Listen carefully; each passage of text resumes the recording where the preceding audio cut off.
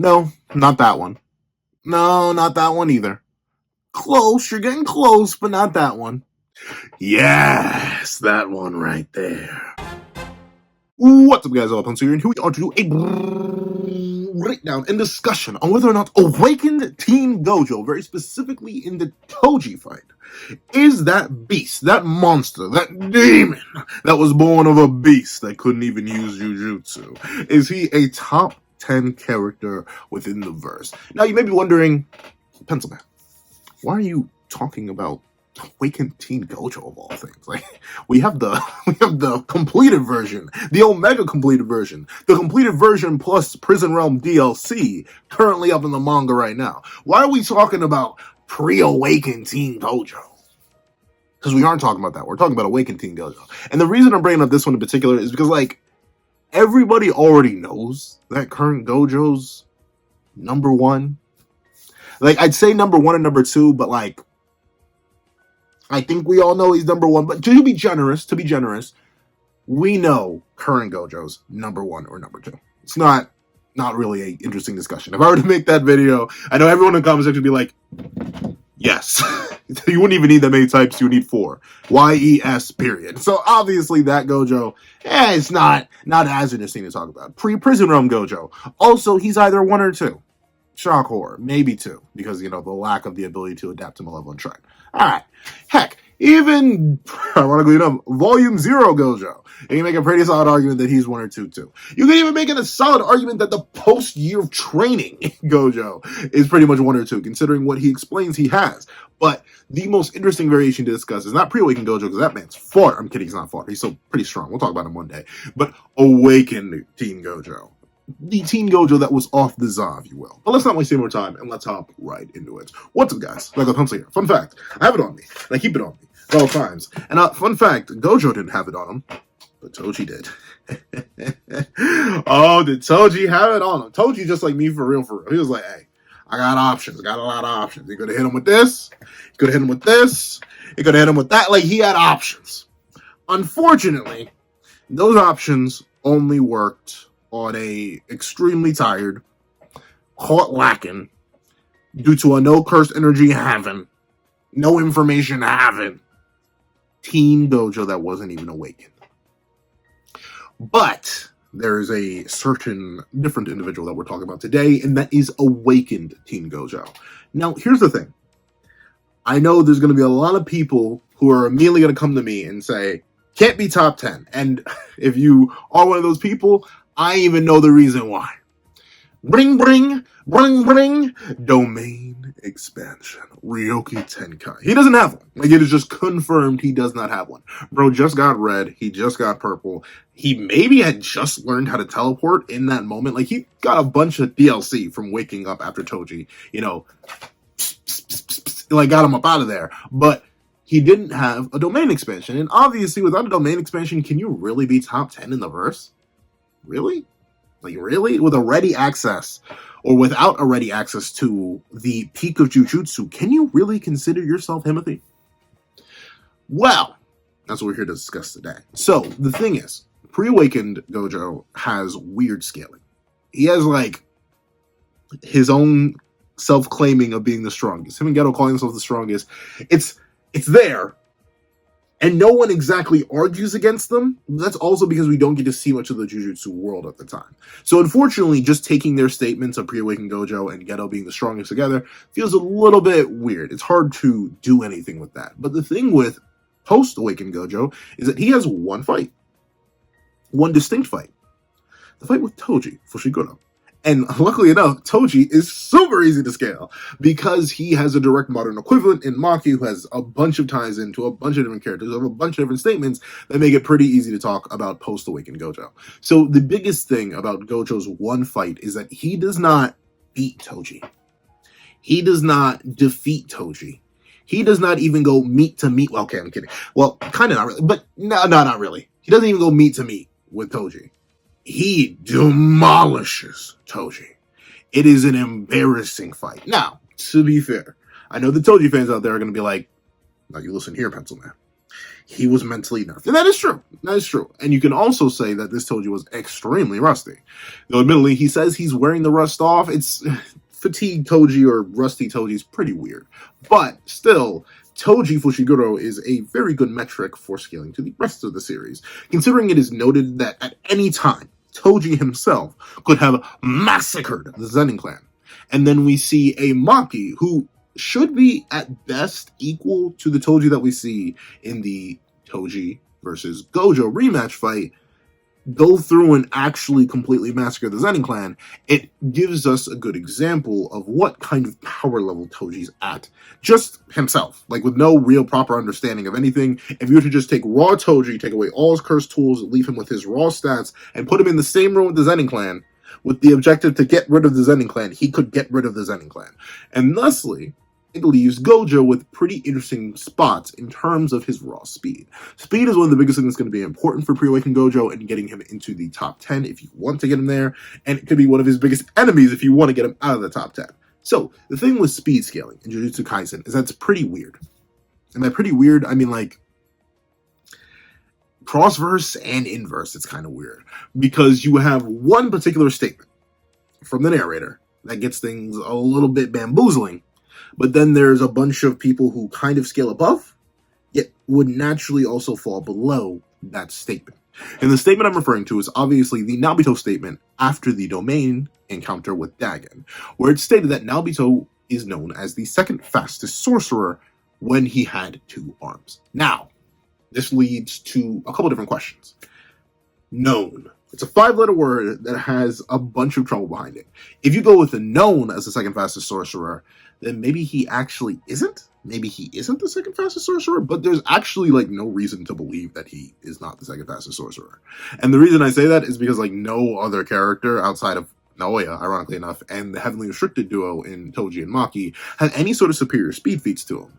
Notably, this is like even true for some of the special grades outside of Satoru Gojo, in fact, because none of them have any like crazy speed scaling at all. Inverse, like nothing even contradicts the idea that anyone would be faster than Nobito and Naoya due to them being the speedsters of the verse, the projection sorcerers, unless your name is Toji and Maki. But even then, their relativity or superior speed is also contextual. But the reason I bring this up for Pre-Awakened Gojo is because I keep saying Pre-Awakened Gojo, Post-Awakened Gojo, is because of the dominance he displays over Toji. Notably, Toji does not hit him once in that entire encounter. Not a singular time. And notably, a character like Toji, as fast as he is, and with his statement from Ranta about being able to soul the Zenin clan at any time, means that Toji is at bare minimum, lowballing it to the extreme. To the extreme, Toji is bare minimum as fast as I'd say more prime Nobito. It's an argument on whether or not you think the younger Nobito we see in the Toji flashback is faster than the one that we see in the current narrative in Shibuya. Whether or not, I'm going to assume that a more middle-aged man is going to be faster than wasn't Nobito like pushing 70? Like Nobito had gotten pretty old. Sure, was he still a speedster? Absolutely. Did he sell projection sorcery? Absolutely. But in terms of raw speed, I'm going to assume he was more powerful then, and apparently Toji could have come back and wiped him at any time.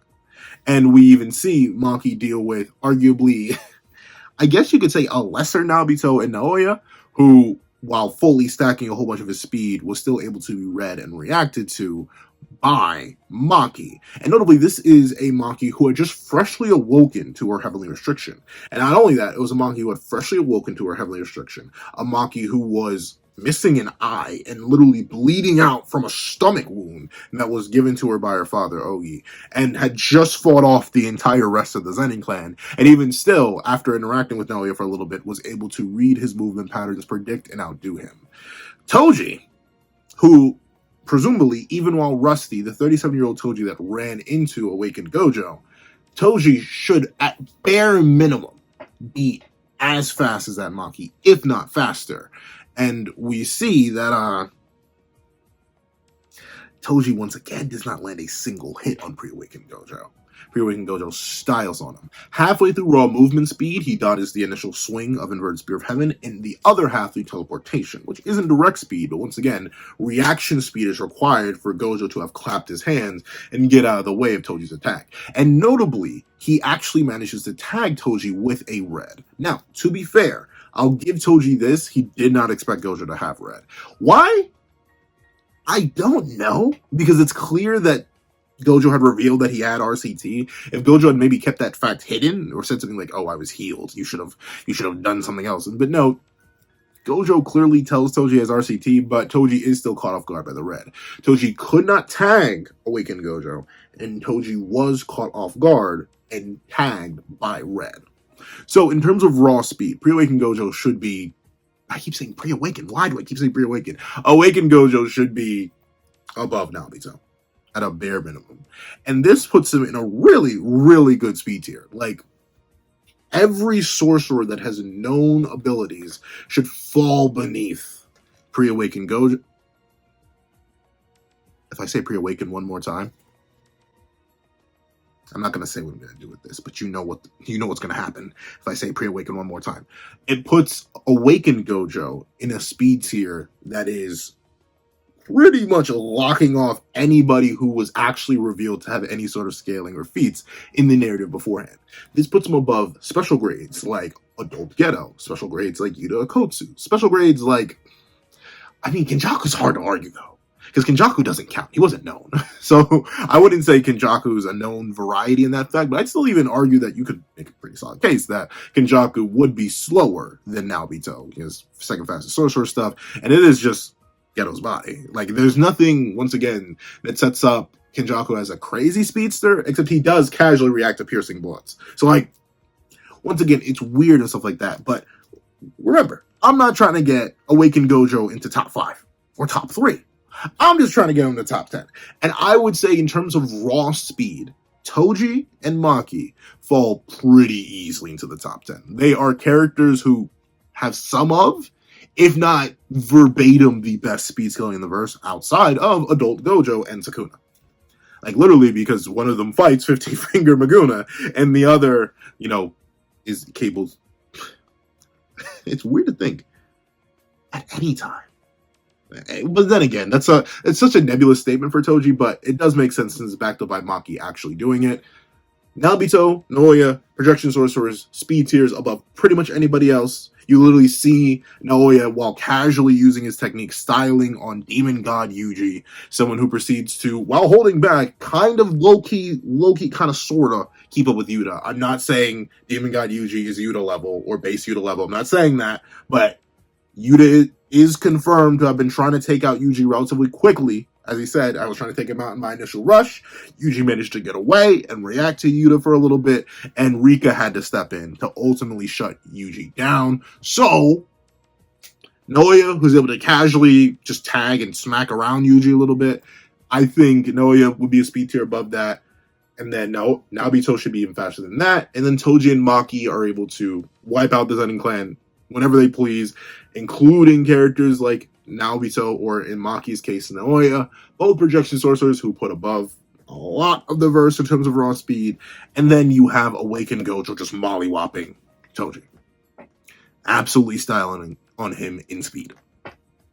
Pretty definitive. At least in my mind, it's pretty definitive that Awakened Gojo is up there in terms of raw speed. So, speed is very, very good, but what does that matter, right? Like, if he can't hit you, what's the point of some speed? He has hollow purple. He has hollow purple. Like, who's really eating? Okay, now to be fair, the upper limits of Awakened Gojo's hollow purple are completely unknown. Once again, we only get to see it once.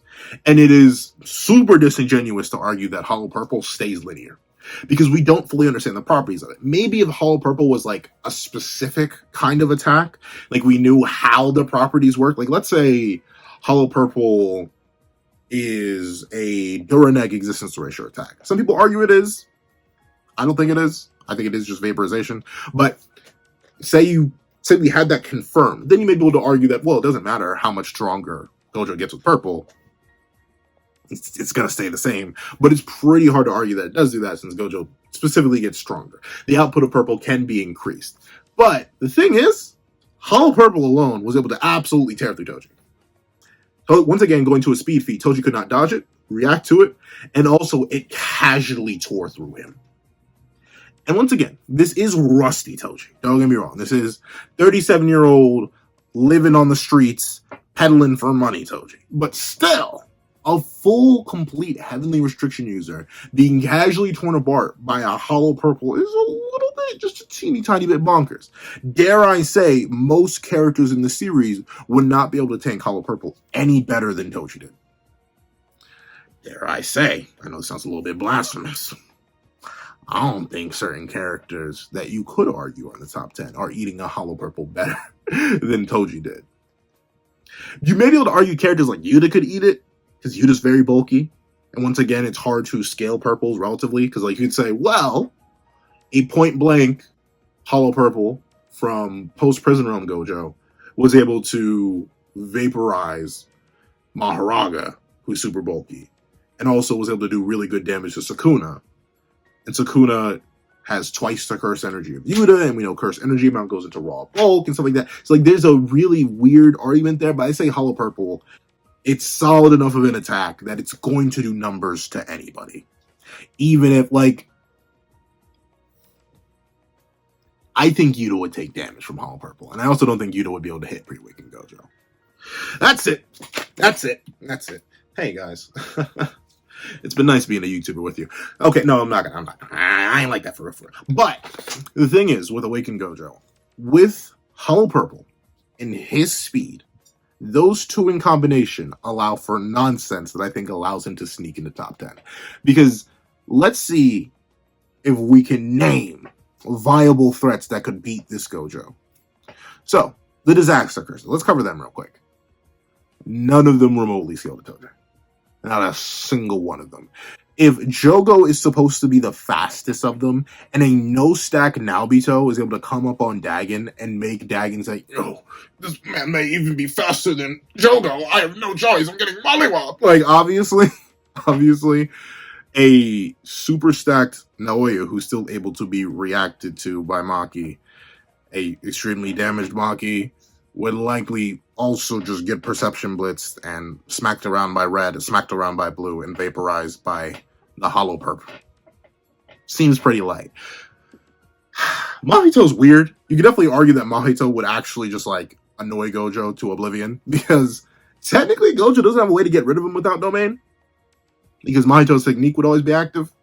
So maybe you could argue Mahito wins the durability battle, but Mahito's never, and I mean never, touching Awakened Gojo. And Awakened Gojo could just easily react to any because think about it. If someone like super duper fatigued 120% Yuji is able to react and act to Mahito's domain the moment it opens, what do you think Awakened Team Gojo's gonna do when he sees them hand signs start to get sealed? When he sees them seals starting to get thrown up in Mahito's mouth, he's gonna dip right on out of there. Or, I mean, you could argue, that's the thing. The other part of Awakened Gojo's kit that you could argue he has, but at the same time it's very easy to argue that he doesn't, he could have Simple Domain, right? But at the same time, unlike Falling Blossom Emotion, where we have a specific statement that he learned this as a kid, it's hard to argue that he has Simple Domain. So I think he literally would just dodge Mahito's domain. Is that blasphemous for me to say? Yeah. Maybe. Maybe. But I don't know. It seems like, considering the fact that 120% Yuji was able to react to it in time and move, the sheer speed gap between Mahito and Awakened Gojo should be more than enough for Gojo to easily clear that. It should not be a problem in the slightest for Homeboy. And thusly, he should be able to dodge out of it, shuts down. We know Mahito's technique would then be down post the domain that he just wastes a whole bunch of curse energy on. When his technique is down, Gojo races him with Hollow Purple. So that's a fight, easy win. Dagon, you see how a no weapons, well, a playful cloud wielding Toji, see how he did Dagon? And notably, we don't know, like, how Toji was resurrected. Maybe that was Prime Toji that we get to see. But it's just as likely that it was 37-year-old bum Toji that came back and was incarnated and absolutely smacked up Dagon. Dagon's a joke. And ironically enough, Awakened Gojo could likely do to Hanami what Adult Gojo did to Hanami, except he probably used purple instead of just amplifying his neutral limitless barrier. So the disaster curse is not a problem. Admittedly, I don't even think any of the disaster curses are top 10 anymore, so For other characters, a major note. I mean, I'm gonna bring him up even though I don't think people are arguing him for top 10. I don't think Hikari is gonna beat Gojo, like at all. Like there's no way for Jackpot or Base, by the way, because Jackpot has no way to get through the neutral limitless, and Awaken Gojo just, dude, you're just punching the air, man, and the air is like air, and the air is like infinity, and there's no way you're getting through infinity, bro. So we're just gonna keep sitting here, and I'm gonna let you punch air, bro. That's going to be so crazy. Just keep punching it. Yeah, like, Hikari has no way to get through it. And even if you want to argue that, oh, well then, Hikari and Domain shuts down, it shuts down the neutral limitless. Who do you think winning that fight? Base Hikari or Awakened Teen Gojo? Who do you think winning the hand-to-hand fight? What is Base Hikari going to do when he gets smacked in the face by Purple? I keep going to purple, but remember, Gojo pulled out purple like instantaneously. He may try one red or one blue. He sees that doesn't work, and he's off the sauce. He's erasing Hikari from his existence. Like, he's just smacking Hikari in the face. So Hikari, not a threat in Base and or in Jackpot. Kashimo has no way to get through the infinity. Like, none at all. He has no way to get through the infinity. You may be able to, but then again, I was about to say, maybe you could argue the bolt could, but no, it can't. Because in order for the bolt to be placed, it needs to touch Gojo, and Gojo's not going to get touched. He simply isn't. You may be able to make some sort of argument for Kashimo being faster than Awakened Teen Gojo, maybe, but even then, I feel like you're gassing it a little bit. Like, how? How do you do that? Because you'd have to go with, like, the Hikari greater than Yuta statement, Kashimo relative to Hikari, but the thing is, it only says stronger. It does not say faster. Yuta says Hikari is stronger than him. And of course, I would typically argue faster, but I don't think it's suddenly clearing the gap between base Yuta or full power Yuta and the projection sorcerers or Curse Naoya or anything like that. I don't think it's clearing that gap. And there's nothing to suggest that Kashimo remotely scales to 15-finger Maguna like the Heavenly Restriction users do. So, I don't know. And even then, if, let's say Kashimo is faster, what does he do with that speed? Does he get past the neutral limitless? No, he don't. Like, maybe if Kashimo had domain implication, be able to make an argument, but he seems to not have it. He recognizes it, I think, in the Gojo and Sukuna fight, but he doesn't comment that he has it. Like, oh, that's the technique that I use to get through people with very oddly specific techniques. Like, he doesn't ever mention that. So he has no way to get through the neutral limitless. And that is what happens to a lot of characters who don't have domain. But for another character who has a domain as a top 10, Yuta. Yuta's weird, but I think he gets smacked in the face by Hollow Purple. And he once again, Awakened Gojo just reacts to any sort of domain activation. Ever. Like, just, like, he sees Yuta going to make the hand sign, is like, nope, teleports out of there. Notably, we don't know Yuta's domain. We don't know if it's a special conditions domain, a sure hit domain, or anything like that. I think it is confirmed to be a sure hit. I think it was noted when the three barriers overlapped, the sure hits canceled out, but that may have just been Uro and Ryu sure hits. But regardless, I think Awakened Gojo is more than fast enough to react to any domain I was about to say amplification. Domain activation by Yuta to get out of the way. And even if he can't, we can probably make the healthy assumption that Gojo's RCT could tank the domain long enough. Maybe.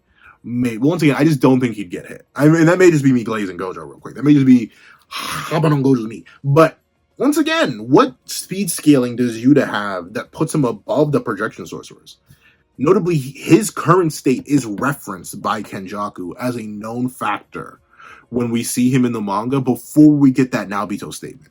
Kenjaku makes the statement about Yuta, and we see that panel of current Yuta when the Nabito statement happens like I think 10 or 20 chapters later. So Yuta is a known commodity. He does count in the sorcerer rule, and he's not the second fastest sorcerer. He's second to Satoru Gojo in unusual abilities, but that's about it. He doesn't have anything that suggests speed-wise he's up there, and that leaves him below Nabito, and Nabito is below the Heavenly Restriction users, and Awakened Teen Gojo is styling on the Heavenly Restriction users.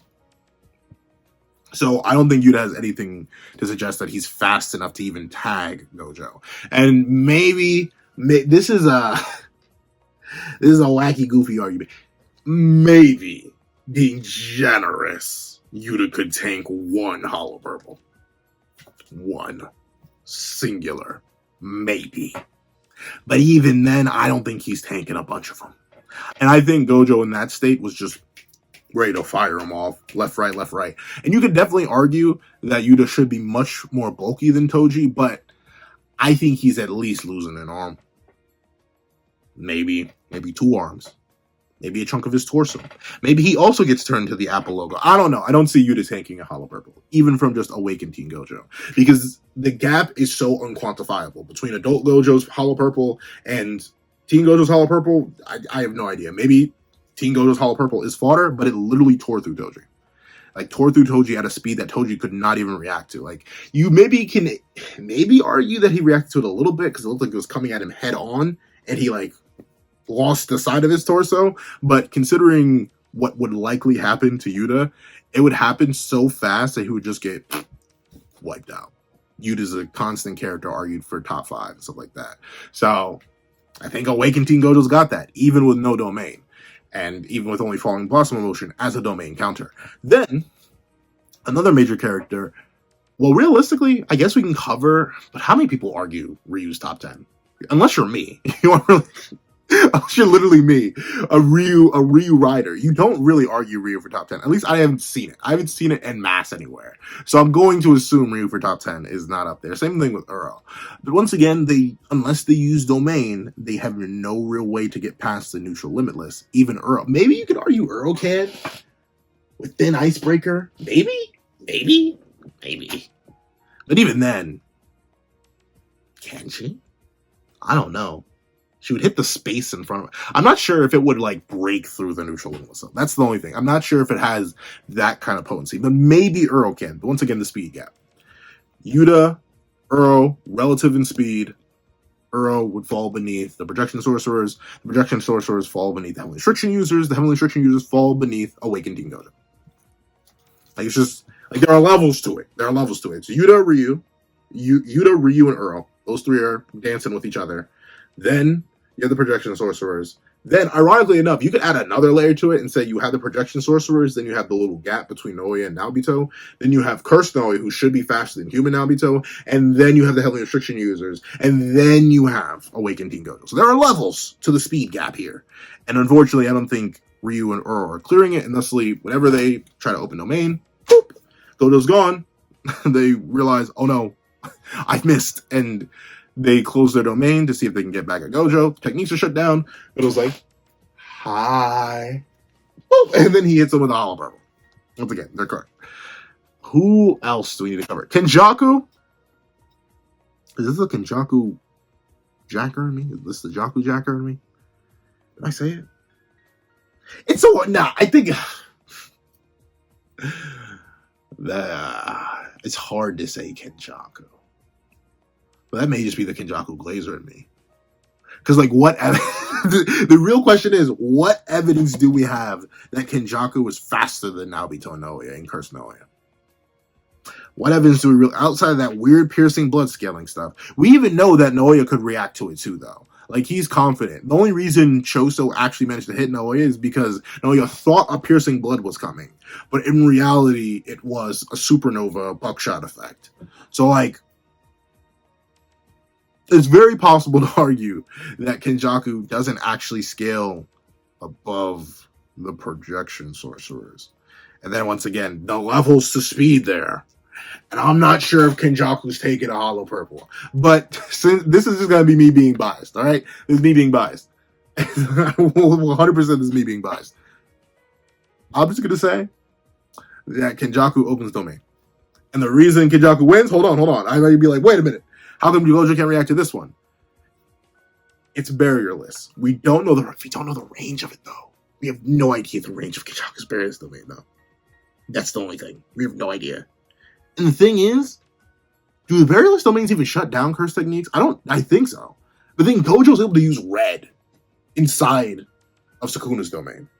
So does it really? Like maybe the if the barrierless domains don't shut down techniques, and I think Kenjaku loses because he's not getting past the neutral limitless, and he's not eating the hollow purple and the speed thing. So like maybe, Awakened Teen Gojo top 3, like legitimately.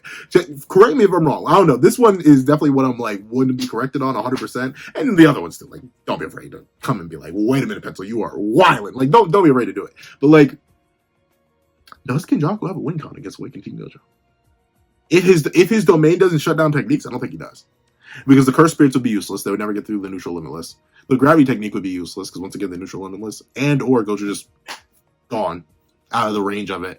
Smacks Kenjaku with a hollow purple, which would completely disregard any curse spirits he tries to fire at it.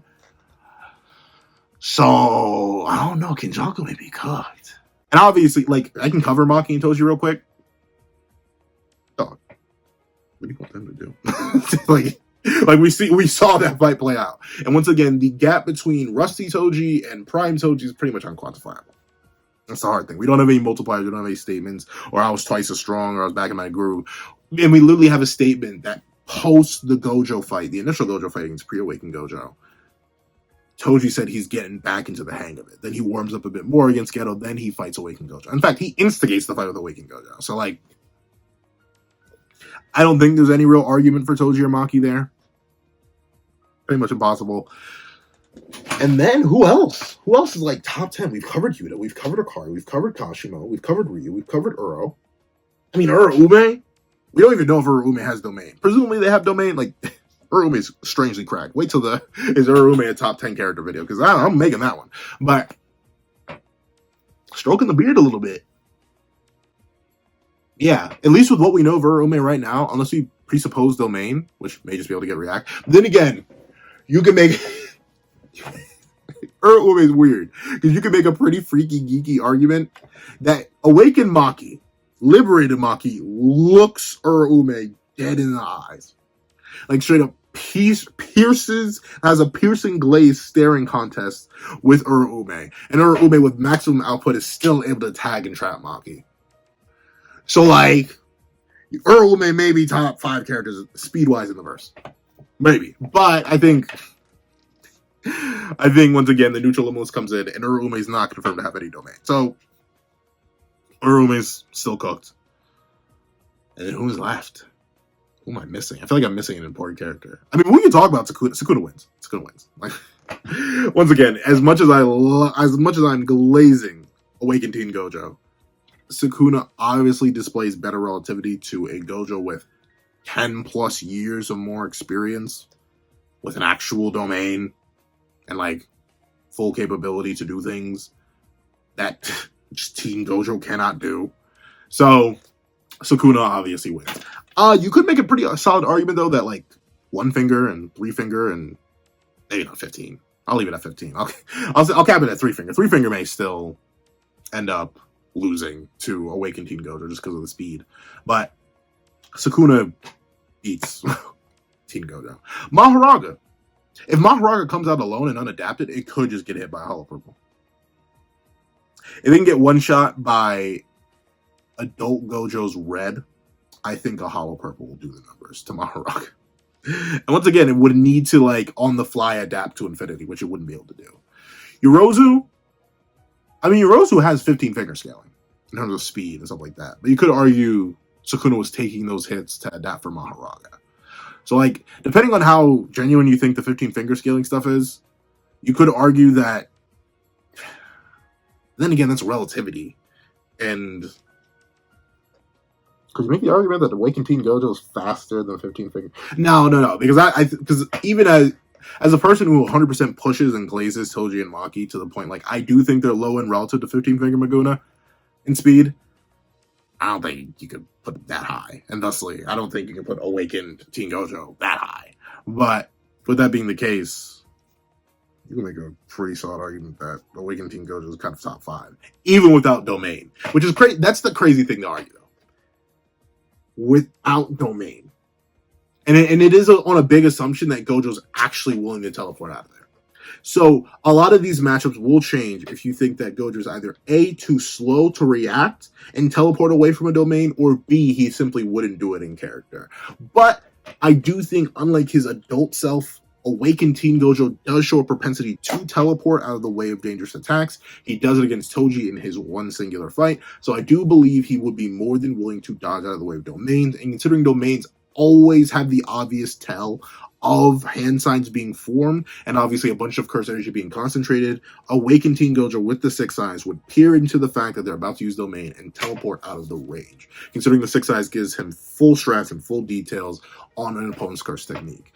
And thusly, with the raw speed that it puts him inarguably in a top 10, if not top 5, in terms of raw speed in the verse, by being able to outdo easily the Heavenly Restriction users who are faster than the projection sorcerers, and the raw, dangerous, crazy power of Hollow Purple that's able to tear through the Heavenly Restriction users who have shown the ability to eat a lot of hits that other characters would not be able to do with something like Hollow Purple, and the 6 eyes that allow him to perceive the abilities and danger levels of any opponent he could hypothetically fight. I think you could make a pretty solid argument that Awakened Teen Gojo is a top 10 character. Maybe even top 5. However, that is what I think. Please tell me what you guys think in the comment section down below. Thank you guys so much for watching. Remember to like, share, comment, and subscribe, and make sure the notifications so you do not miss out on any videos that come to the channel. Also, I do have a Patreon down below. Each one for as low as $1 $1. Things like exclusive. I did $1 $1 and then do 2 fingers. $1 $1 a month to get things like exclusive videos, early content, and more. And also going to become a member of the channel for as low as $3 a month to get the same perks and more. Now, thank you guys so much. I cannot English, I swear. Thank you guys so much for watching once again, and I hope you guys have a wonderful day. This is That Guy with the Pencil, writing off.